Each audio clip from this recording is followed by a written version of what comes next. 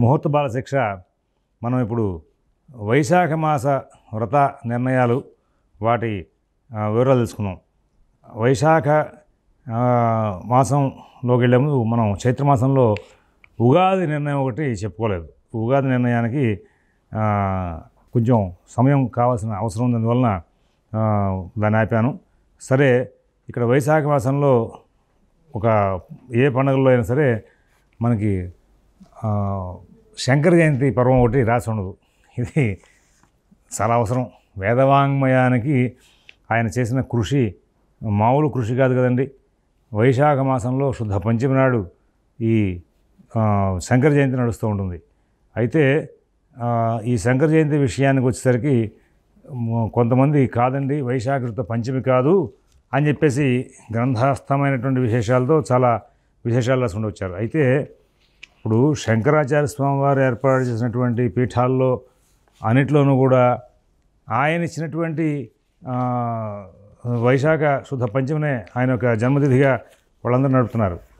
అలాగా మరి వాళ్ళే నడుపుతున్నప్పుడు మనం వైశాఖ శుద్ధ పంచమినే మనం తీసుకుని ముందుకు వెళ్ళాలి. కానీ ఇతరమైనటువంటి పర్వాలని ఎవరైతే వ్యాఖ్యానాలు రాసి ఏదో దాన్ని ప్రూవ్ చేసినప్పటికీ కూడా వాటిని మనం తీసుకోకూడదు. ఇప్పుడు మీ నాన్నగారు పుట్టినరోజు అక్కడి నుంచి కంటిన్యూగా మీ ఇంట్లో చేసుకొస్తున్నప్పుడు మీరు చెప్పింది ఖచ్చితం అవుతుంది. కానీ లేదయ్యా ఈ కారణాల వలన ఈయన పుట్టిన బలానా రోజున వేరే వాళ్ళు చెప్పింది ఎట్లాగా అవుతుంది? కాదు కదా. అలాగే శంకరుడు యొక్క జన్మ తిథికి సంబంధించినటువంటి శంకర జయంతిని మొత్తం అందరూ కూడా వైశాఖ శుద్ధ పంచమిగా శంకరాచార్య పరంపరలో ఉన్నటువంటి పీఠాలన్నీ కూడా అనుష్ఠిస్తున్న కారణంగా శృంగేరి, బదరి, ద్వారకా, పూరీల్లో మనం కూడా దాన్నే చేసుకుంటూ వెళ్ళాలి. అందువలన అది గమనించుకోండి. ఇక వాసవి అమ్మవారి జయంతి వైశాఖ శుద్ధ దశమి నాడు చేస్తూ ఉంటారు.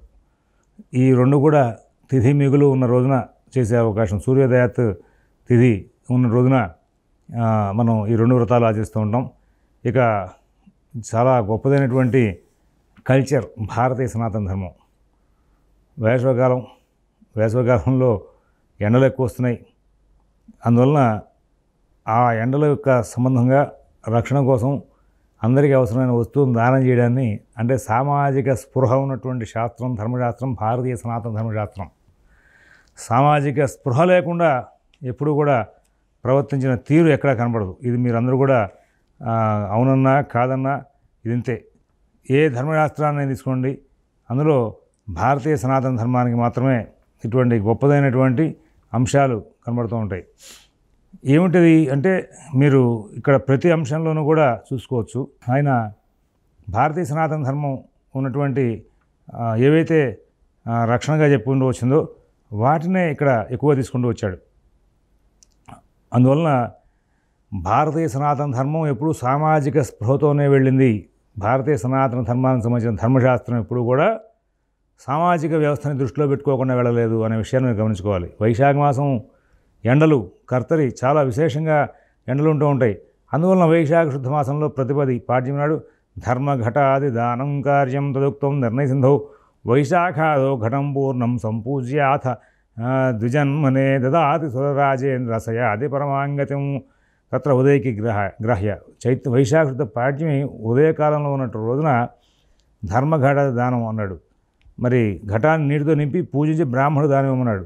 దాంతోపాటు ఇంకా అది అట్లా నీటి బిందు కుండను దానం చేయడం మూలంగా ఉన్నతమైన గతులు పొందుతాయని చెప్పేసి నిర్ణయంలో చెప్పిందని చెప్పేసి చెప్పుకుంటూ వచ్చాడు. అవసరం అండి. అక్కడ మన వాళ్ళు చలివేంద్రాలు పెట్టి నీళ్లు దానం చేస్తామని ఇప్పుడు పేర్లు రాసుకుంటూ ఉంటారు బోర్డులు పెట్టి. ఇక్కడ మనవాడు వేసాడు అందరికీ చేయండి రా దానం, అట్లా నీటి దానం చేయండి ఇక్కడి నుంచి ప్రారంభం చేసి అని చెప్పుకుంటూ వచ్చాడు. అలాగే మరి వెంటనే ఈ వైశాఖ శుద్ధ తది నాడు అక్షతది అని చెప్పేసి సమాజం ఏమో ఇప్పుడు బంగారం కొనుక్కుంటే బంగారం అవిచ్ఛిన్నంగా పెరిగిపోతుంది. ఒక గాసు బంగారం కొన్నామంటే కనుక అది సంసారం చేసి పిల్లలను పుట్టిచ్చేస్తుంది, గుడ్లు పెడుతుంది. కాబట్టి బంగారం గుడ్లు బంగారం పిల్లలు పుడతాయని చెప్పి మన వాళ్ళు చెప్పుకుంటూ వెళ్ళారు. కానీ మనకి సనాతన ధర్మశాస్త్రం చెప్పారే, మన భారతీయ సనాతన ధర్మం మాత్రం అట్లా కాదురా అబ్బాయి. ఈ రోజున కనుక పుణ్యకార్యం చేస్తే చాలా విశేషంగా ఉంటుంది. అందులో ఉదకుంభదానం, ఇక్కడ నీళ్ళతో ఉన్నటువంటి కుండని దానం ఇస్తే కనుక శివలోక ప్రాప్తి కలుగుతున్నాడు.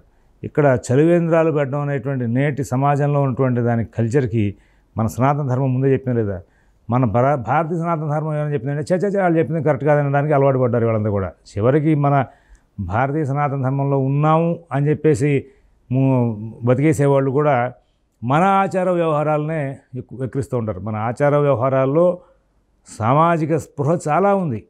సామాజిక స్పృహ లేకుండా మన వాళ్ళు ఎప్పుడు కూడా ప్రవర్తించాల.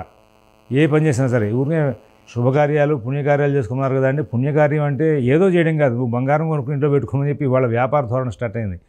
మన వాళ్ళు వ్యాపార ధోరణి కాదు, సమాజానికి ఉపయోగపడేటువంటి ఉదకుంభ దానం. వేసవికాలం కాబట్టి చక్కగా నీటి కుండలు దానం చేస్తూ ఉండండి అనేటువంటి విషయాన్ని, ఇట్లాంటివన్నీ కూడా మనం తెలుసుకుంటూ ముందుకు వెళితే ఇందులో చాలా గొప్ప విశేషాలు కనబడుతూ ఉంటాయి. అక్షరదీ నాడు మరి ఏం చెప్పాడంటే వైశాఖస్య తృతీయ సా అక్షయ పరిగిత్త తస్యాం వై విప్రముఖేభ్యో ధర్మప్రీత్యా ప్రయచ్చతి పాదుకోపానహో ఛత్రదజ్జన్నకారకాదికం. ఇక్కడ వేసవికాలం ఇక్కడ ఉదకుంభంతో పాటు దధ్యన్నవ్యజన ఛత్రపాదుకోదానాన్ని కర్తవ్యాన్ని వేసవికాలంలో ఉపయోగపడే వస్తువులు చూడండి. మరి పావుకోళ్ళు, చెప్పులు, గొడుగు, దధ్యన్నం, మరి కమండలం, విసనకర్ర, గంధ పుష్పాదులు ఇవన్నీ కూడా దానం చేస్తే కనుక అక్కడ అక్షతృతీయ నాడు దానం చేస్తే వాళ్ళకి స్వర్గవాసం వస్తుందని చెప్పేసి కశ్యప మహర్షి చెప్పాడు.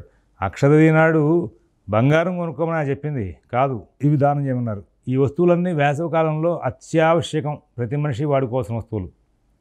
అందువలన ఆ అక్షతృతీయ నాడు దధ్యన్న వ్యజన ఛత్రపాదుకోదానాన్ని కర్తవ్యాన్ని అనేటువంటి అంశాన్ని ప్రాచీన కాలంలో పంచాంగాల్లో రాస్తూ ఉండేవాళ్ళు. నేను కూడా రాసేవాడిని పూర్వం. ఇది ఆచరించట్లా ఎవరు, మనం రాస్తున్నాం, వికలితనంగా చూస్తున్నారు, వ్యంగ్యంగా మాట్లాడుతున్నారు. చివరికి ఎవరు మాట్లాడుతున్నారు తెలుసా? పండిత వర్గంలో ఉన్న వాళ్ళు కూడా మాట్లాడుతున్నారు. అందరూ ఎవరు పండితులు అంటే ఈ విషయాలు తెలియని వాళ్ళందరినీ కూడా పండితులు లిస్ట్ చేసుకోవాల్సి వస్తుంది. అంటే పండితులు అంటే అన్ని శాస్త్రాలు అన్ని విషయాల్లోనూ పండితుడై ఉండకపోవచ్చు, కానీ ఇది ఇక్కడ ఎందుకు రాశారో అని తెలుసుకోవాలి కదా. అది కూడా పట్టించుకోకుండా దధ్యన్న వేదన ఛత్రపాదుకోదానాన్ని కర్తవ్యాన్ని, ఇది పండగ ఏమిటి ఆ పండుగలో రాశారు అని వెక్కిరించేవాళ్ళు. నన్ను చూస్తే కొంచెం అసహ్యం వేస్తుంది. సరే వీడు తెలియకపోగా వెక్కిరింపు ధోరణికి దారిస్తోంది అని చెప్పి నేను పంచాంగం రాయడం మానేశాను. కానీ ఇక్కడ అక్షతృతీయ నాడు అలాంటి శాస్త్రీయమైన అంశాలు దూరం అయిపోయిన కారణంగా ఇవాళ అందరూ ఏం చేస్తున్నారంటే అక్కర్లేని అంశాలని కూడా ప్రస్తావన చేసుకుంటూ వెళ్తున్నారు. అందులో భాగంగానే బంగారం కొనుక్కోవడం అనేది స్టార్ట్ అయింది. కాబట్టి ఇది కాదు కావాల్సింది. ఈ ఉదకుంభ దానం, దధ్యన్న వేదన ఛత్రపాదుకోదానం ఇవన్నీ కూడా వైశాఖ శుద్ధ తదినాడు, ఇక్కడ ఉదయకాలంలో ఉన్నటువంటి తదినాడు ఈ పండుగ మనం రాస్తూ ఉంటాం. ఇది గమనించుకుని ఈ తదిని అందరూ కూడా ఆచరిస్తూ ముందుకు వెళ్ళాలి. ఆ తదినాడు గౌరీ పూజ చేయాలని చెప్పేసి చెప్పుకుంటూ వచ్చాడు. అలాగే ఆ గౌరీ పూజ కూడా ప్రాతకాలానికి ఉన్నటువంటి తదినే తీసుకుని చేసుకుంటూ వెళ్ళాలి. అలాగే ఆ రోజున త్రేతాయుగాది అది రాస్తూ ఉంటారు. మధ్యాహ్న వ్యాప్తిగా ఉన్నటువంటి తదినాడు త్రేతాయుగాది రాసుకోవాలి. అలాగే వైశాఖ శుద్ధ తదియందు రోహిణీయుక్త కర్కాటక లగ్నంలో బృహస్పతునిగా శ్రీ మహావిష్ణు బలరాముడు అవతారంగా వచ్చారని చెప్పేసి స్కందపురాణం చెప్తోంది. కాబట్టి ఆ కర్కాటక లగ్నం మధ్యాహ్నం పూటగా వస్తుంది. కాబట్టి ఆ మధ్యాహ్న కాల సమయానికి ఉన్నటువంటి రోజున మనం అక్కడ బలరామ జయంతి అని రాయడం అనేది కూడా అలవాటు ఉంది. ఈ రోజున లక్ష్మీనారాయణ పూజ చేయాలి. ఇవన్నీ కూడా వదిలేశారు వాళ్ళ. గౌరీ పూజ, లక్ష్మీనారాయణ పూజ, దధ్యన్న వేదన ఛత్రపాదుకోదానం ఇవన్నీ కూడా వదిలేసేసి అక్షతృతీయ నాడు బంగారం ఉంటే బంగారం పెరుగుతుంది, బంగారం పెరుగుతుంది అంటూ వాళ్ళ షాపుల చుట్టూ తిరగడం మొదలెట్టారు. షాపుల వాళ్ళు కూడా అడ్వర్టైజ్మెంట్ ఇచ్చుకుంటూ వచ్చారు. కాదు, అక్షతృతీయ నాడు కొంచెం పుణ్యం చేసినా కానీ అది అక్షయమైన ఫలితాన్ని ఇస్తుంది అనేది పురాణ వాక్యం. అందులో భాగంగానే దధ్యన్న వేదన ఛత్రపాదుకోలు దానం చేయాలి. సమాజానికి అప్పుడు అవసరమైన వస్తువులు అవి. సమాజానికి ఏ సమయంలో ఏ అవసరాలు ఉన్నాయో వాటిని దానం చేయమని చెప్తూ ఉంటుంది మన శాస్త్రం. అందువల్ల చేసుకుంటూ వచ్చాడు. అలాగే ఇక్కడ త్రిలోచన యాత్ర అని రాసి చెప్పుకుంటూ వస్తారు. అలాగే నాగ చతుర్థి, వైశాఖ శుక్ల చతుర్థి, నాగ చతుర్థి మధ్యాహ్నం వ్యాప్తిగా ఉన్నటువంటి చవితి నాడు ఈ నాగ చతుర్థి రాసుకుంటూ వెళ్ళాలి. అలాగే ఆ తర్వాత మధ్యాహ్నం వ్యాప్తి అంటే మీకు అవగాహన ఉండే ఉంటుంది. ప్రాతఃసంగమ, మధ్యాహ్న, అపరాహ్న, సాయంకాలాలుగా మనం దిన ప్రమాణం సూర్యోదయం దగ్గర నుంచి సూర్యాస్తమయం వరకు సమయాన్ని విభాగాలు ఇస్తున్నాం. అందులో మధ్యాహ్న సమయంగా 3వ భాగంలో తీసుకుంటున్నాం. ఆ 3వ భాగంలో ఉన్నటువంటి చవితి ఏదైతే ఉందో ఆ 3వ భాగంలో మధ్యాహ్న కాలంలో వ్యాప్తి అయినటువంటి చవితి నాడు మనం ఈ యొక్క నాగ చతుర్థి రాయాలి. సూర్యోదయానికి ఉండొచ్చు, ఉండకపోవచ్చు, సంగమకాలానికి ఉండొచ్చు, ఉండకపోవచ్చు. మధ్యాహ్న కాలానికి మాత్రం ఉన్నటువంటి తిథినే తీసుకునే అవకాశం ఉంది. అలాగే సప్తమి నాడు గంగోత్పత్తి, జహ్ను మహర్షి చేత పానం చేయబడినటువంటి గంగ వైశాఖ శుద్ధ సప్తమి నాడు మహర్షి యొక్క కుడి చెవి నుండి బయటకు వెళ్ళింది. అందుకోసం అప్పటి నుంచి జాహ్నవి అని పిలువబడుతోంది. షష్ఠీయుక్త సప్తమిని స్వీకరింపవలని భవిష్యత్ పురాణం తెలియజేస్తూ ఉంది. అపరాజితాదేవి పూజ వైశాఖ శుద్ధ అష్టమి నాడు అపరాజితాదేవి పూజ. అలాగే సప్తమి నాడు విద్యారణ్య జయంతి మనం రాస్తూ ఉంటాం పంచాంగాల్లో. ఇప్పుడు రాయడం మానేశారు కొంతమంది, కానీ సప్తమి నాడు వైశాఖ శుద్ధ సప్తమి నాడు విద్యారణ్య జయంతి. అలాగే ఈ యొక్క అష్టమి నాడు అపరాజితాదేవి పూజ. ఈ అపరాజితాదేవి పూజ రోజున ఏం చేయాలి అంటే కనుక మామిడి పండ్లు రసాలేన స్నాత్వా వై మధు మాసి మాధవే కేతకి కుంకుమాత్యైశ్చ సుగంధి కుసుమే నృప. అపరాజితాదేవికి మామిడి పళ్ళ రసం చేత స్నానం చేయించి మొగలి కుంకుమ మొదలగు సుగంధ పుష్పాల చేత పూజించి ధూపదీపాలు కనుక అర్చిస్తే పరమాన్నం నివేదన చేస్తే కనుక నవమితో కూడిన అష్టమిని గ్రహించి ఇవన్నీ చేయాలని చెప్పేసి బ్రహ్మవేత్త చెప్తుంది. అమ్మవారి యొక్క అనుగ్రహం లభిస్తుంది. అలాగే వైశాఖ శుక్ల నవమి చండికాదేవి పూజ, అది పూర్వవిధంగా తీసుకోవాలి. మరి ఈ చండికాదేవిని కనుక అర్చించిన వాళ్ళకి హంస బంగారు కాంతులతో కూడిన శ్రేష్టమకు విమానాన్ని అధిరోహించి స్వర్గానికి పోయే అవకాశం ఉందని చెప్పుకుంటూ వచ్చాడు. పరశురామ ద్వాదశి ఏకాదశి వెళ్ళిన మొన్నాడు వైశాఖ శుద్ధ ద్వాదశి నాడు పరశురామ ద్వాదశిగా చెప్పుకుంటూ వచ్చాడు. ఏకాదశి నాడు ఉపవాసం చేయడం, ద్వాదశి నాడు ఈ ఏకాదశి ద్వాదశి పండుగల దగ్గర నిర్ణయాలు చేసేటప్పుడు ఏకాదశి నిర్ణయంలో ఏవైతే నియమాలు ఉన్నాయో వాటి ప్రకారం చేసుకుంటూ వెళ్ళిపోతూ ఉంటాం. ద్వాదశి నాడు మరి సువర్ణ ప్రతిమ పరశురాముడి యొక్క ప్రతిమను కనుక పూజించి ఏకాదశి నాడు పూజించి ద్వాదశి నాడు దానం ఇస్తే కనుక దానం ఇవ్వాలని చెప్పేసి బోధాన్ని చెప్పుకుంటూ వచ్చాడు. అలాగే వైశాఖ శుక్ల చతుర్దశి నృసింహ జయంతి సా ప్రదోష వ్యాపిని గ్రాహ్య. అంటే పొద్దున్న నుంచి సాయంత్రం 4-5 దాకా కూడా ద్వాదశి త్రయోదశి ఉన్నప్పటికీ కూడా ఆ సూర్యాస్తమయం ఉందే, ఆ రోజున రాసిన సూర్యాస్తమయం 6 గంటలకో లేకపోతే 6:10కో సూర్యాస్తమయం రాస్తారు కదండి. ఆ సూర్యాస్తమయం దగ్గర నుంచి ప్రారంభించి 2 గంటల 24 నిమిషాల వ్యాప్తి ప్రదోష వ్యాప్తిలో కనుక చతుర్దశి ఏ రోజున కనుకుంటే ఆ రోజునే ఈ యొక్క నృసింహ జయంతి రాయమని చెప్పి చెప్పుకుంటూ వచ్చాడు. నీకు పొద్దున పూట లేదు కదా, సూర్యోదయానికి లేదు కదా, సూర్యోదయానికి లేని చతుర్దశి నాడు ఎట్లా చేస్తాం మనం అని అనుకోవచ్చు. ఇక్కడ వైష్ణవ సాంప్రదాయంలో మనకి సింహాచలం క్షేత్రంలో వాళ్ళు ఏం చేస్తారంటే సూర్యోదయానికి తిథులు మాత్రమే తీసుకుంటూ వెళ్తూ ఉంటారు. ఆ నేపథ్యంలో నృసింహ జయంతి సూర్యోదయానికి చతుర్దశి ఉన్నటువంటి తిథిని మాత్రం రాస్తుంటారు. పంచాంగంలో అట్లాంటి భేదం వచ్చినప్పుడు వాళ్ళు అట్లా రాశారు వీళ్ళు ఇట్లా రాశారని చెప్పి ఆ సింహాచలం క్షేత్రంలో జరుగుతున్నటువంటి వ్రత ఆచరణ తిథిని మిగతా మనం ప్రదోష కాలంలో ఉన్నటువంటి తిథికి అన్వయం కుదరలేదని చెప్పేసి భేదం అనుకోవాల్సిన అవసరం లేదు. అది వాళ్ళ స్థల సాంప్రదాయం, ఆ స్థలానికి అనుగుణంగా వాళ్ళు అట్లా చేసుకుంటూ వెళ్తున్నారు, దాన్ని ఎట్లా అనుష్ఠిస్తున్నారు మనం ఏం మాట్లాడడానికి లేదు. కానీ ఇక్కడ వైశాఖ మాసంలో నృసింహ జయంతి ఒకవేళ కనుక ఈరోజు పూర్వేదిహు అంటే ముందు రోజు కనుక ప్రదోషం ఉంది, ముందు రోజు రాయాలి. మరుసటి రోజు కనుక ప్రదోషం కనుక ఉంటే మరుసటి రోజు రాయాలి. మరి ఇంకా 2 రోజుల్లో ఉంది, 2 రోజుల్లో లేదు, అలాగే సమానంగా ఉంది, హెచ్చుతగ్గులుగా ఉంది. ఇట్లా ఉన్నప్పటికీ కూడా మరి అక్కడ మరుసటి రోజు 2వ రోజునే మరి ఆ యొక్క నృసింహ జయంతి తీసుకోవాలని చెప్పేసి చెప్పుకుంటూ వచ్చారు. ఇట్లాగా ఈ నృసింహ జయంతులు, కృష్ణాష్టమి ఇట్లాంటి జయంతులన్నీ కూడా ఏదైతే ఉంటుందో వాటిల్లో వైష్ణవ సాంప్రదాయం ప్రకారంగా నిర్ణయం చేసే తిథులు తేడాగా ఉంటూ ఉంటాయి. మరి వైష్ణవ సాంప్రదాయం ప్రకారంగా దేనికి ప్రయారిటీ ఇవ్వాలి అంటే కనుక వాళ్ళ సాంప్రదాయం ప్రకారం వాళ్ళు చేసుకుంటూ ఉంటారు, మన సాంప్రదాయం ప్రకారం మనం చేసుకుంటూ ఉంటాం. రెండింటికి కూడా మహర్షి ప్రోక్తమైన వాక్యాలు ఉన్నాయి, 2 కరెక్టే. అందులో అట్లా ఉంది, ఇందులో అట్లా ఉంది భేదాలని చెప్పి అనుకోకలా. అర్థం కాకే చాలామంది చేస్తూ ఉంటారంటే ఆ సాంప్రదాయం గొప్పదా కాదా, ఈ సాంప్రదాయం గొప్పదా కాదా చర్చలు చేసుకుంటూ ఉంటారు. ఎవరిష్టం వచ్చినట్టు వాళ్ళు రాస్తున్నారని అంటూ ఉంటారు. కానీ 2 సంప్రదాయాలు గొప్పవి, వాళ్ళకు కూడా మహర్షి ప్రోక్తమైనటువంటి వాక్యాలు ఉన్నాయి. ఆ వాక్యాల ప్రకారంగా వాళ్ళు చేసుకుంటూ వస్తున్నారు, అనుష్ఠిస్తున్నారు కాబట్టి అనేటువంటి అంశాలని కనీసం స్పర్శ కూడా లేకుండా మాట్లాడేటువంటి వాళ్ళు ఉంటూ ఉంటారు. అటువంటి వాళ్ళ మాటలు కూడా మనం పడుచుకోకలా. ఇక్కడ పూర్వేద్యుహు అంటే ముందు రోజుని, మరుసటి రోజు అంటే మరుసటి రోజుని, ఉభయేద్యుహు అనుభయేద్యుహు అని చెప్పేసి ఉన్నటువంటి విషయాలకి మరి 2 రోజులు సమానంగా తిథులు కనుక వ్యాప్తి అయి ఉంటే అట్లాంటి సందర్భంలో కూడా అన్నిటికీ కూడా మరుసటి రోజు తీసుకోమన్నాడు.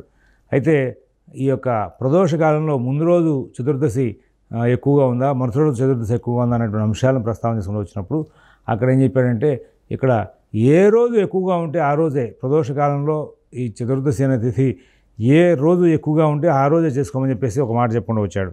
ఆ తర్వాత మహావైశాఖి, వైశాఖ పూర్ణిమ మహావైశాఖి అనేటువంటి పర్వం. ఇక్కడ ఒకవేళ విశాఖ నక్షత్రం కూడుకున్నటువంటి వైశాఖ పూర్ణిమ అయితే కనుక మహావైశాఖిగా చెప్పుకుంటూ వచ్చాడు.